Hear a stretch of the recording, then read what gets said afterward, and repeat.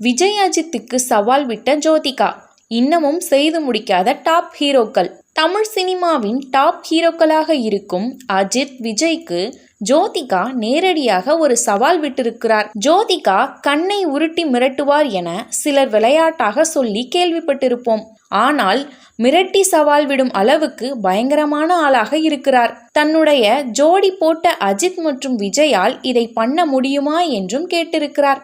அதாவது ஜோதிகா மற்றும் ரஜினிகாந்த் நடிப்பில் 2005ஆம் ஆண்டு ரிலீஸ் ஆகி வெற்றி நடை போட்ட படம்தான் சந்திரமுகி. இது குறித்து தன்னுடைய திருமணத்திற்கு பிறகு ஒரு பேட்டியில் பேசியிருக்கிறார்.